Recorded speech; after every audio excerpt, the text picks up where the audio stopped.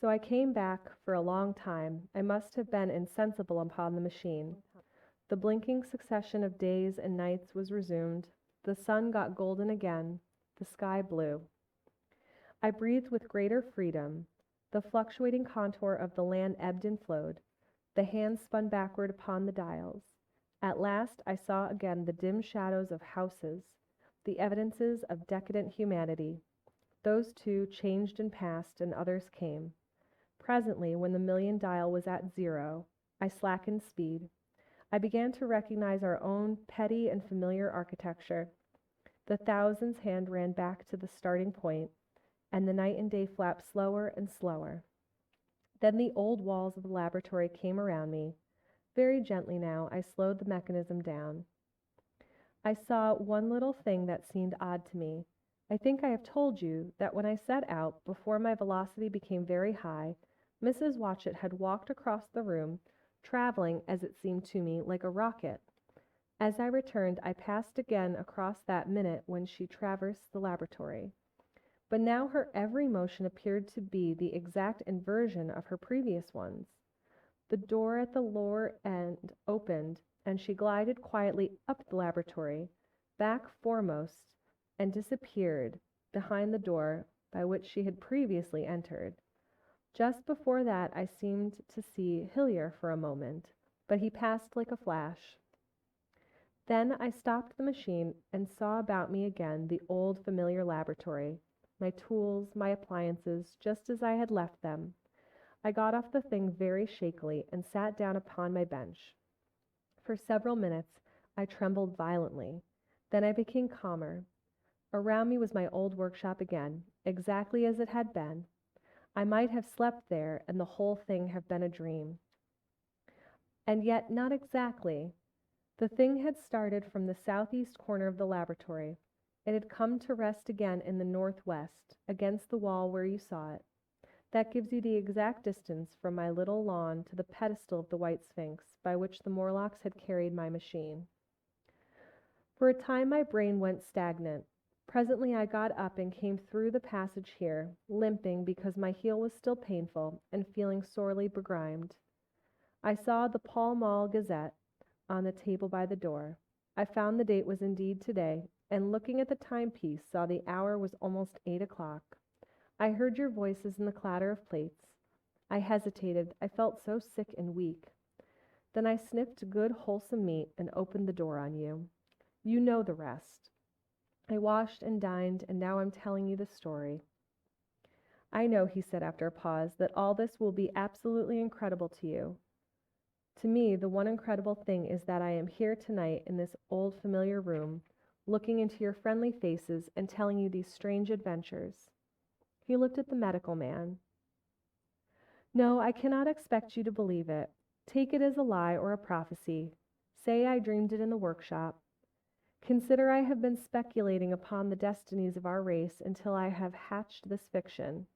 Treat my assertion of its truth as a mere stroke of art to enhance its interest. And taking it as a story, what do you think of it? He took up his pipe and began, in his old accustomed manner, to tap with it nervously upon the bars of the grate. There was a momentary stillness. Then chairs began to creak and shoes to scrape upon the carpet. I took my eyes off the time-traveler's face and looked round at his audience. They were in the dark, and little spots of color swam before them. The medical man seemed absorbed in the contemplation of our host.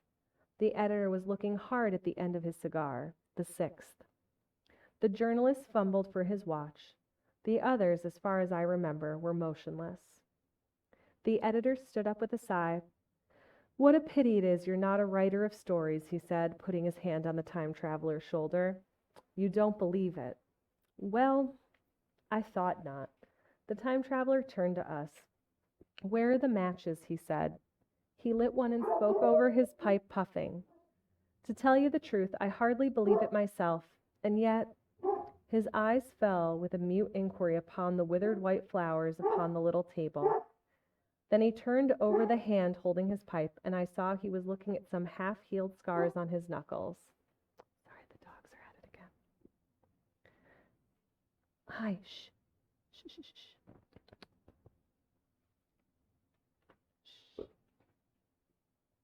Why are you yelling? Do you want to come sit? They're both in here just looking at me like, what do you want me to do, Mom? Hi, please go away now. The medical man rose, came to the lamp, and examined the flowers. The gymnasium's odd, he said. The psychologist leant forward to see, holding out his hand for a specimen. I'm hanged if it isn't 1:45, said the journalist. How shall we get home?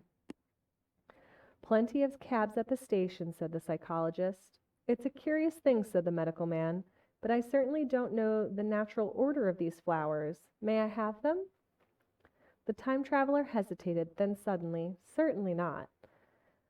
Where did you really get them? Said the medical man. The time traveler put his hand to his head. He spoke like one who was trying to keep hold of an idea that eluded him.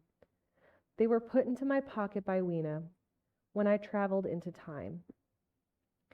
He stared round the room. I'm damned if it isn't all going.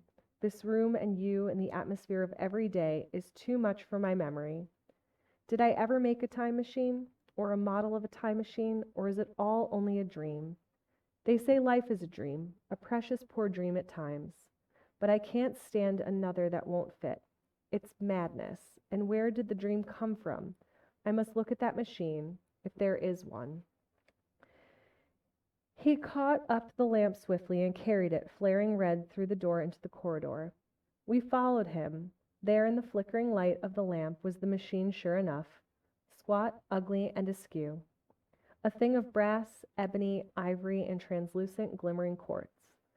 Solid to the touch, for I put my own hand and felt the rail of it, and with brown spots and smears upon the ivory, and bits of grass and moss upon the lower parts, and one rail bent awry. The time traveler put the lamp down on the bench and ran his hand along the damaged rail. It's all right now, he said. The story I told you was true. I'm sorry to have brought you out here in this cold. He took up the lamp, and in an absolute silence we returned to the smoking room. He came into the hall with us and helped the editor on with his coat. The medical man looked into his face and, with a certain hesitation, told him he was suffering from overwork, at which he laughed hugely. I remember him standing in the open doorway, bawling good night. I shared a cab with the editor. He thought the tale a gaudy lie. For my own part, I was unable to come to a conclusion. The story was so fantastic and incredible, the telling so credible and sober. I lay awake most of the night thinking about it. I determined to go next day and see the time traveler again. I was told he was in the laboratory, and being on easy terms in the house, I went up to him. The laboratory, however, was empty. I stared for a minute at the time machine and put out my hand to touch the lever. At that, the squat, substantial-looking mass swayed like a bow shaken in the wind. Its instability startled me extremely, and I had a queer reminiscence of the childhood days when I used to be forbidden to meddle. I came back through the corridor. The time traveler met me in the smoking room. He was coming from the house. He had taken a small camera under one arm and a knapsack under the other. He laughed when he saw me and gave me an elbow to shake. I'm frightfully busy, he said, with the thing in there. But it is not some hoax, I said. Do you really travel through time? Really and truly I do. And he looked frankly into my eyes. He hesitated. His eyes wandered about the room. I only want half an hour, he said. I know why you came, and it's awfully good of you. There's some magazines here. If you'll stop to lunch, I'll prove to you this time traveling up to the hilt, specimen and all, if you'll forgive me my leaving you now. I consented, hardly comprehending then the full import of his words, and he nodded and went on down the corridor. I heard the door of the laboratory slam, seated myself in a chair, and took up a daily paper. What was he going to do before lunchtime? Then suddenly I was reminded by an advertisement that I had promised to meet Richardson, the publisher, at 2. I looked at my watch and saw that I could barely save that engagement. I got up and went down the passage to tell the time traveler. As I took hold of the handle of the door, I heard an exclamation. oddly truncated at the end, then a click and a thud. A gust of air whirled round me as I opened the door, and from within came the sound of broken glass falling on the floor. The time traveler was not there. I seemed to see a ghostly, indistinct figure sitting in a whirling mass of black and brass for a moment, a figure so transparent that the bench behind, with its sheets of drawings, was absolutely distinct. But this phantasm vanished as I rubbed my eyes. The time machine had gone, save for a subsiding stir of dust.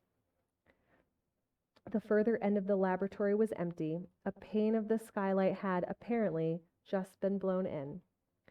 I felt an unreasonable amazement. I knew that something strange had happened, and for the moment could not distinguish what the strange thing would be. As I stood staring, the door into the garden opened, and the manservant appeared. We looked at each other, then ideas began to come. "Has Mr. gone out that way?" I said. "No, sir. No one has come out this way. I was expecting to find him here." At that I understood. At the risk of disappointing Richardson, I stayed on, waiting for the time traveler, waiting for the second, perhaps still stranger story, and the specimens and photographs he would bring with him. But I am beginning now to fear that I must wait a lifetime.